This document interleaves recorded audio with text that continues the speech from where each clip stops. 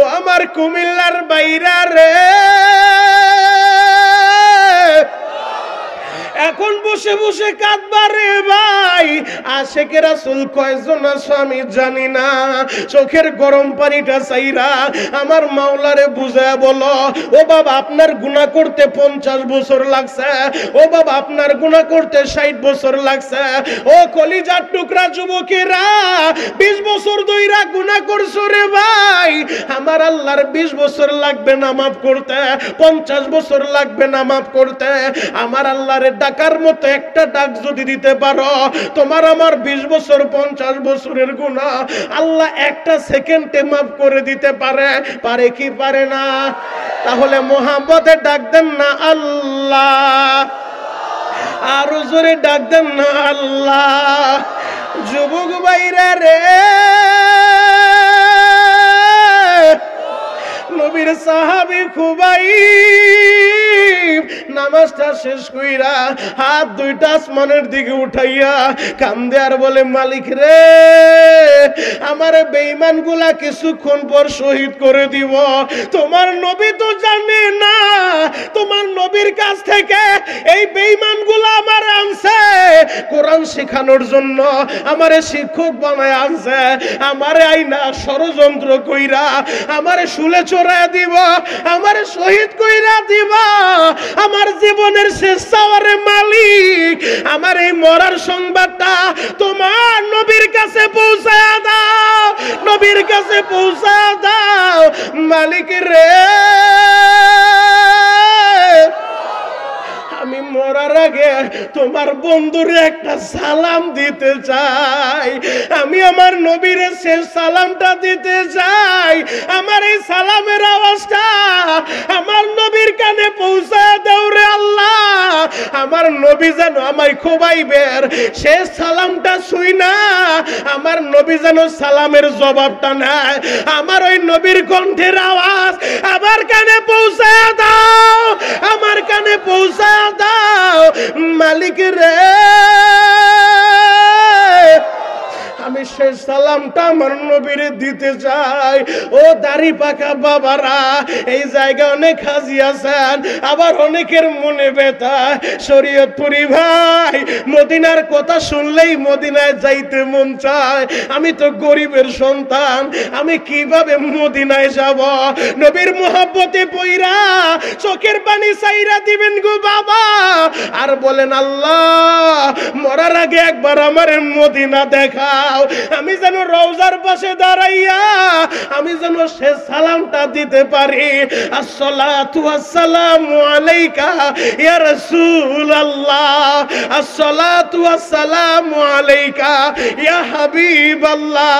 আমার নবী বলে, মান যারা কবরি ওয়াজাবাত লাহু শাফাআতি, যে আমার রওজা জিয়ারত করবে তার জন্য সুপারিশ করা আমি নবীর উপরে লাজিম হয়ে যায়। যুবক ভাইরা রে, আমি গুনাহগার। গত মাসেও যখন মদিনায় ছিলাম, আমি আমার নবীর রওজার পাশে দাঁড়ায় সালাম দিতেছিলাম। আহারে, আমার সামনে দেখে একজন আফ্রিকান যুবক, এমন কালো, ওই যুবকটা দাঁড়াইয়া আমার নবীর রওজার দিকে এক নজরে তাকায় আছে, আর চোখ দিয়া শুধু পানিগুলা জ্বলতেছে। আশিকের মনে যে কত জ্বালা আমার আল্লাহ ছাড়া তো কেউ জানে না। আমিও তোমাদেরকে বলে যাই, হজ করতে টাকা লাগে না, টাকা লাগে না, কপাল লাগে কপাল। চোখের পানি দিয়া বুঝায় বলো, আল্লাহ অবশ্যই মদিনা দেখাবে। কথা বলেন ঠিক কিনা? যুবক, নবীরে তো সবাই ভালোবাসতে চাই। যে আয়াত তেলাওয়াত করছি, আল্লাহ বলে নবীজি জানায় দেন যারা আমারে ভালোবাসতে চায় আগে যেন আপনারে ভালোবাসে। মনে ব্যথা থাকতে পারে শরীয়তপুরি ভাই, বাড়ি আমার বাংলাদেশে। আমি মক্কায় জন্ম নিলে হয়তো নবীরে পাইতাম, মদিনায় জন্ম নিলে হয়তো মরার পরে মসজিদে নববীর পাশেই তো জান্নাতুল বাকি কবরস্থান, যেই কবরস্থানে 10,000 সাহাবী ঘুমায়, আমার মাটিটাও জান্নাতুল বাকিতে হইতো। হাসরের ময়দানে নবীর সাথে সাথে আমি দাঁড়াইতে পারতাম। আবু বকর নবীরে পাইছে, নবীর কদমে কদমে চলছে। হাসরের মাঠে নবীর সাথে সাথে আবু বকর দাঁড়ায় যাইব। ওমর নবীরে পাইছে, নবীর কদমে কদমে চলছে। হাসরের ময়দানে ওমর আমার নবীর কদমে কদমে খালি আমার নবীরে পাইছে, আমি তো পাই নাই। আমার বাড়ি কুমিল্লা জেলায়, মদিনা থেকে ৬৫০০ কিলোমিটার দূর।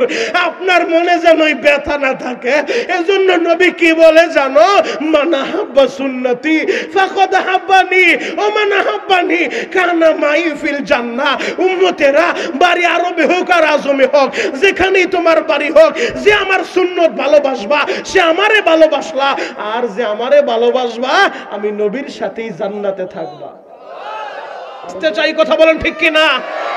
এখানে কে আওয়ামী লীগ আর কে বিএনপি এগুলা দেখার আমার দরকার নাই, কে চরমোনাই আর কে উজানি এগুলা দেখার আমার দরকার নাই। কারণ আমি শরীয়তপুরি একটা কথাই বলি, তুমি আওয়ামী লীগ, তুমি বিএনপি এগুলা পরিচয় না, তুমি উজানি, তুমি সারসিনা, তুমি তাবলিগ, এটা তোমার পরিচয় না। আরে পরিচয় তো আমাদের একটাই, আমরা এক আল্লাহর বান্দা, এক নবীর উম্মত। কথা বলেন ঠিক কিনা? আমাদের কাবা এক, আমাদের মদিনা এক, আমাদের কোরআন এক। কথা বলেন ঠিক কিনা? যে যেই দল করেন, যে যেই পীরের মুরিদ হন না কেন, আমরা অঙ্গীকার করতে বাধ্য হব, অঙ্গীকার নিয়ে বাঁচতে চাই। কারণ এই পৃথিবীতে যতদিন বাঁচবো সিংহের মতো বাঁচতে চাই, শ্রীগালের মতো বেঁচে থাকার ইচ্ছা নাই।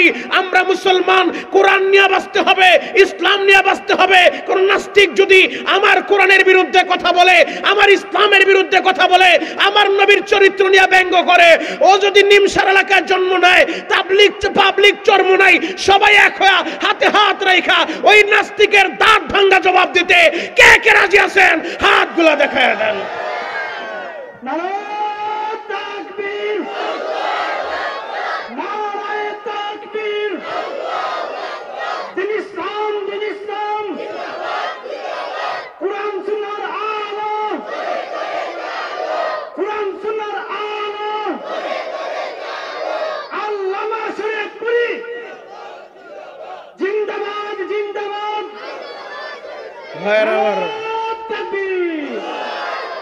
আল্লাহ এই কণ্ঠগুলো হাউজে কাউসারের পানি দিয়ে পরিষ্কার করো, চিৎকার মেরে বলেন আমিন। আরো জোরে বলেন আমিন। কারণ কুমিল্লার মাটি উলামায়ে কেরামের ঘাঁটি। কথা বলেন ঠিক কিনা?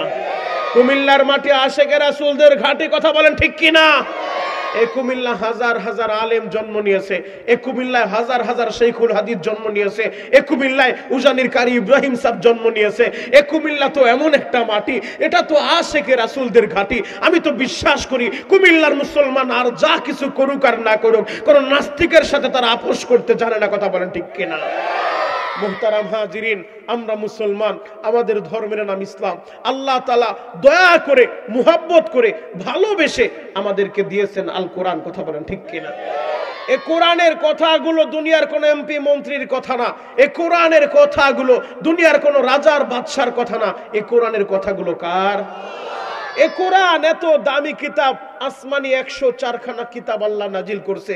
এর ভিতরে 100 খানা ছোট কিতাব সহিফা, বাকি 4 খানা আসমানি বড় কিতাব, তাওরাত, জাবুর, ইনজিল, কোরআন। এই 104 খানা কিতাবের ভিতরে সর্বশ্রেষ্ঠ যে কিতাব, ওই কিতাবের নাম মহাগ্রন্থ আল কোরআন। আল্লাহু আকবার। এই কোরআন যারা তেলাওয়াত করে তারা কোন এমপি মন্ত্রীর সাথে না, স্বয়ং আল্লাহর সাথে তারা কথা বলে। সুবহানাল্লাহ বলবেন না? যারা কোরআন পড়ে, অর্থ জানে আর না জানে, সেজন্য আল্লাহর সাথে কথা বলে।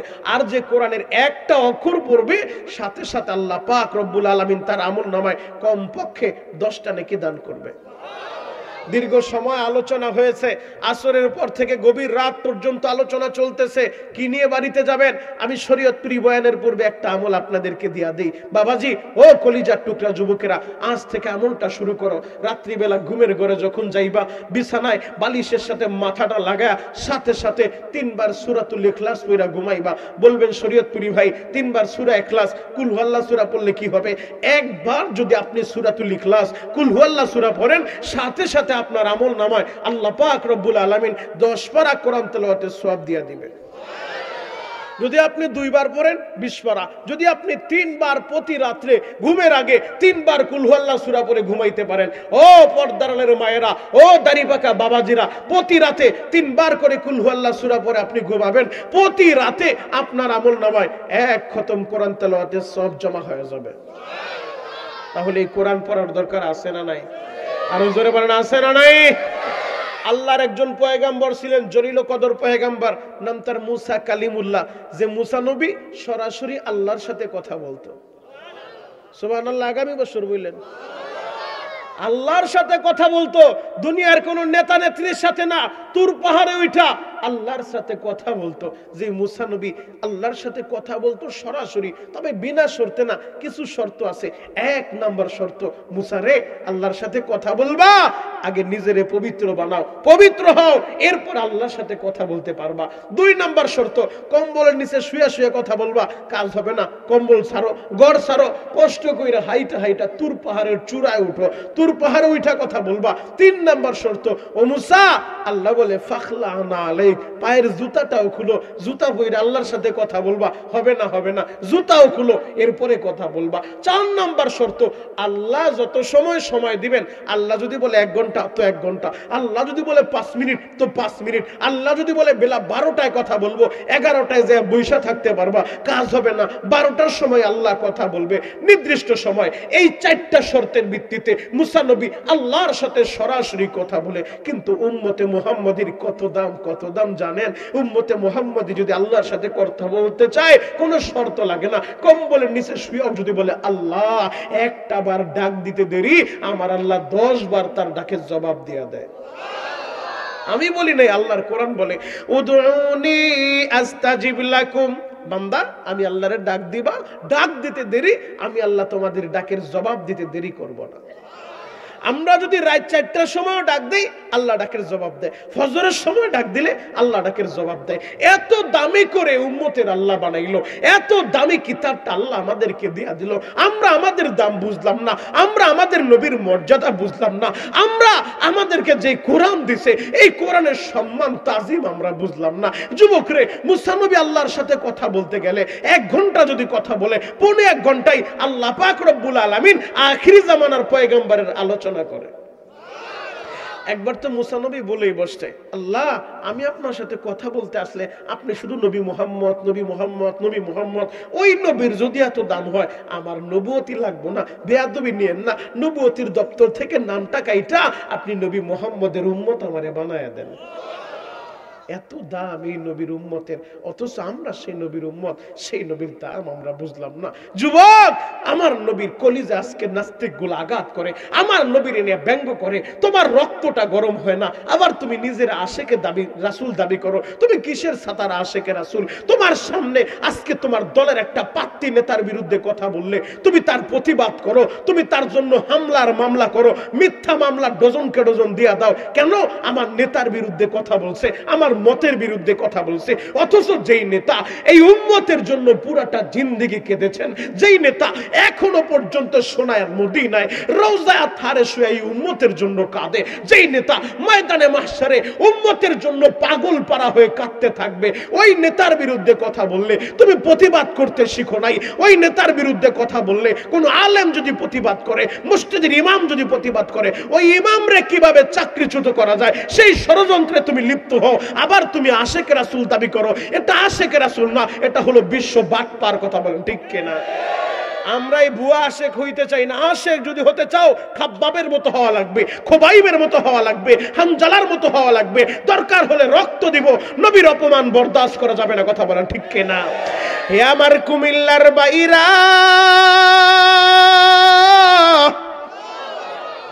আল্লাহর নবীর আদরের সাহাবী, নাম তার হযরতে খুবাইব। যেই খুবাইব আমার নবীরে কতটা ভালোবাসে, জ্বলন্ত একটা প্রমাণ দিয়া আমি আমার মূল আলোচনার দিকে ঢুকবো গো বাবা, যাতে আপনাদের বুঝতে সহজ হয়। আমার নবীর একটা কটু কথা বলার জন্য খুবাইবকে বলেছিল বেঈমানেরা। খুবাইব আমার নবীরে কটু কথা বলে নাই, বরঞ্চ নিজের জীবন দিয়া দিছে। এরপরও আমার নবীর অপমান সাহাবায়ে কেরাম বরদাস্ত করে নাই। আমরাও তো ওই নবীরে ভালোবাসতে চাই গো। ওই নবীর সাফায় সারা দুনিয়ার যত বড় হাজিয়ার গাজী বলেন, নবীর সুপারিশ ছাড়া জান্নাতের আশা করা যায় না। কথা বলেন ঠিক কিনা? আল্লাহর নবীর আদরের সাহাবী হযরতে খুবাইবকে বেঈমানগুলা বন্দী কইরা রুমের ভিতরে রাইখা দিছে। আহারে খাবারও দেয় না, পানিও দেয় না। হযরতে খুবাইব খাবারও বন্ধ করে দিছে, পানিও বন্ধ করে দিছে। একদিন নজর করে তাকা দেখে খুবাইবের সামনে আঙ্গুর দেখা যায়, থোকা থোকা আঙ্গুরের সরা। জিজ্ঞেস করে, খুবাইব রে, মক্কা মদিনার কোথাও তো আঙ্গুরের সিজন না, তোমার সামনে আঙ্গুর গুলা কে পাঠাইল? খুবাইব জানায় দেয়, বেঈমানেরা শুনে রাখো, যে আল্লাহর উপর ঈমান আনার কারণে, যেই নবীরে ভালোবাসার কারণে তোমরা আমার খাবার পানি বন্ধ করে দিছো, ওই আল্লাহ জান্নাত থেকে আমার খাবারের ব্যবস্থা করছে। আর আসতে বলেন, একবার যে সুবহানাল্লাহ বলবেন, আপনার নাম, আপনার বাবার নাম, দাদার নাম, পরদাদার নাম সহ আল্লাহ তাআলা জান্নাতে একটা সুবহানাল্লাহর গাছ লাগায় দিবে। কুমিল্লার মানুষ এরা খুব চালাক মানুষ, খুব চতুর মানুষ, এরা ব্যবসায়ী এলাকার মানুষ, তো বলার সাথে সাথে তো জান্নাতের ভিতরে গাছ একটা লাগায় দিচ্ছে।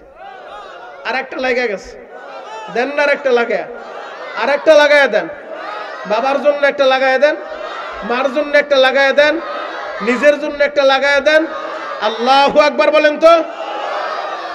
যতবার টাইম আসবে সুবহানাল্লাহ, আলহামদুলিল্লাহ, আল্লাহু আকবার বলে বলে আমার আল্লাহরে খুশি করবেন। বিশ্বাস করেন বাবা, আমি কোনো দলের দালালি করতে আসি নাই, আমি কোনো পীরের চামচামি করতে আসি নাই, আমি শরীয়তপুরি কোরআন সুন্নাহ থেকে সহি কথাগুলো আপনাদেরকে বলে যাব। বাবা, হয়তো কারো গায়ে লাগতে পারে, আপনি বেয়াদবি নেবেন না, দিল থেকে দরদ নিয়ে কথাগুলো বলি। ও যুবক, আমরা মুসলমান, এ কোরআন নিয়ে আমাদেরকে বাঁচতে হবে, ইসলাম নিয়ে আমাদেরকে বাঁচতে হবে। নবীজি আমাদের জন্য দুইটা জিনিস রেখে গেছেন, আমি বলি নাই, আমার নবী বলছে বিদায় হজের ভাষণে ১৬ লক্ষ সাহাবায়ে কেরামের সামনে নবী আমার বলছে, আমার সাহাবীরা, আমি চিরদিন থাকবো না, তারাকতু ফীকুম আমরাইন লান তাদিল্লু মা তামাসসাকতুম বিহিমা, কিতাবাল্লাহ ওয়া সুন্নাত রাসূলি। দুই জিনিস তোদের জন্য রেখে গেলাম, এক নাম্বার আল্লাহর কোরআন, দ্বিতীয় নাম্বার আমি নবীর সুন্নাহ। আল্লাহু আকবার। আজকে মুসলমান লাঞ্ছিত, অপমানিত, এর এক নাম্বার কারণ মুসলমান কোরআন থেকে দূরে সরে গিয়েছে, মুসলমান নবীর সুন্নাহ থেকে দূরে সরে গিয়েছে। যদি কোরআনকে শক্তভাবে, মজবুতভাবে ধরতে পারতাম, পৃথিবীর এমন কোন ডিক্টাচার, স্বৈরাচার, এমন কোন জালিম জন্ম নেয় নাই যে ইসলামের বিরুদ্ধে কথা বলবে, নবীর বিরুদ্ধে কথা বলবে, দলমত নির্বিশেষে মর্দে মুজাহিদের মতো কুমিল্লার জমিন আওয়াজ দিয়া দেখায় দিবা। আমার ৫৬,০০০ বর্গ মাইল টেকনাফ থেকে তেতুলিয়ায়, আমার এই সোনার বাংলায় আর একটা বার যদি কোন নাস্তিক আমার নবীর নিয়ে কটু কথা বলে, আমার কোরআন নিয়ে ব্যঙ্গ করে, আমার আল্লাহ নিয়ে ব্যঙ্গ করে, দলমত নির্বিশেষে ওরে হাতের নাগালে পাইলে জুতা দিয়া বাইরে কপালে সারা ফাটায় ফেলতে হবে। কে কে রাজি আছো? হাতগুলো দেখান। আল্লাহ কবুল করুক, সকলে বলেন আমিন। আরো জোরে বলেন আমিন। খারাপ লাগতেছে? শেষ করে দিব? চলবে? আরে শুরু হইতে করি না, মাত্র পাইলিং চলতেছে। আল্লাহু আকবার বলেন, আরো জোরে বলেন আল্লাহু আকবার। তাহলে কোরআনের দাম আছে না নাই? আরো জোরে বলেন আছে না নাই? এই কোরআনের ভুল তো আজ পর্যন্ত কেউ ধরতে পারে নাই, বরংস কোরআনের ভুল ধরতে যায় অনেক বুদ্ধিজীবী আর পণ্ডিতেরা কালিমা পয়রা মুসলমান হয়েছে। কথা বলেন ঠিক কিনা? এমন ইতিহাস আছে না নাই? এ কোরআনের তেলাওয়াত শুই না হিন্দুরা কালিমা পড়ছে, এ কোরআনের তেলাওয়াত শুই না বৌদ্ধরা কালিমা পড়ছে, এ কোরআনের তেলাওয়াত শুই না খ্রিস্টানরা কালিমা পড়ছে। একটা দুইটা ইতিহাস না, অহরহর ইতিহাস আছে। জ্বলন্ত একটা প্রমাণ দিয়া আমি আমার মূল আলোচনার দিকে আসতেছি। যুবক, এক নজরে তাকায় থাকো।